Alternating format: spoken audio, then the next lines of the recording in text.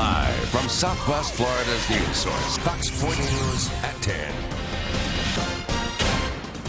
Welcome back, everyone. Video streaming live on Facebook showing a brazen shooting in Chicago that left a man in critical condition. We do want to warn you, this video has been edited, but it is still graphic. He goes by Sugar Ray. His friends say this was Brian Fields broadcasting live on Facebook in West Englewood Thursday afternoon, talking about how the store behind him was reopened. As he was streaming live, someone started firing off live rounds in his direction. I heard shots, about 9 or 10 shots. Then the fellow fell down. As the man lay in the street, shot and bleeding.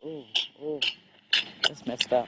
The cell phone video kept streaming, facing upward, and you see a gunman step into the frame. We froze it just before he keeps shooting.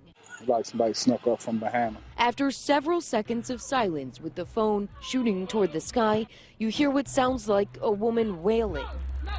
People who live along this stretch of Hoyne Avenue near 56th Street watch the video more intently. I watched this video at least 20 times. I ain't never seen nothing like that before. I had to watch it. I had to just keep on watching and watching and watching. Chicago police investigators are doing the same thing, trying to verify that this shooting was captured live on Facebook video and zooming in to identify faces and suspects.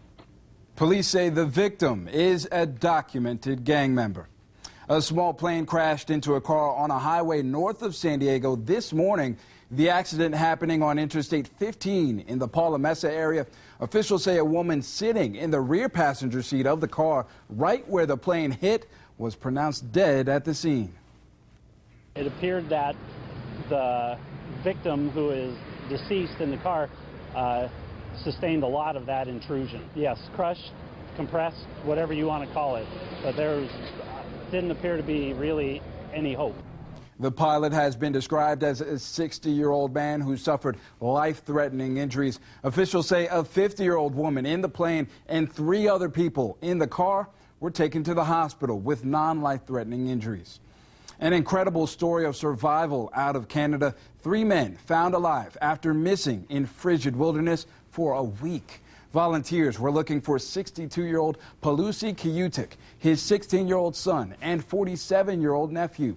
The trio was planning a long-distance snowmobile trip, but got lost on the way. They say their GPS malfunctioned and led them in the wrong direction. The men stopped after a couple of days and built an igloo to keep warm in the stormy, freezing weather.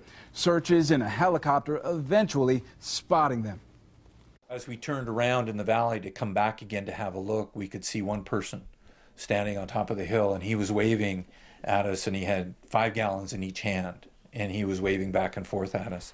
I saw the plane fly out of the clouds right directly at me. I waved as hard as I possibly could, and I knew without a doubt that I was found. At that moment, I began crying. Officials say the men arrived at the hospital tired, hungry, and thirsty, but they all checked out and were released after a couple of hours. Just hours after California became the first state in the nation to pass a statewide $15 minimum wage, New York did the same thing. A bill to eventually raise the minimum wage to $15 an hour made it out of the Empire State's legislature Friday. It represents a 67% increase over the state's current $9 an hour. The minimum wage will rise in the states beginning the end of this year. Businesses will have 2 to 5 years to comply, depending on their location and the number of employees. The Wisconsin primary is now just 3 days away. A loss for Donald Trump could mean some trouble, while Bernie Sanders is hoping to keep up momentum after a series of primary wins. Jamie Graydon reports.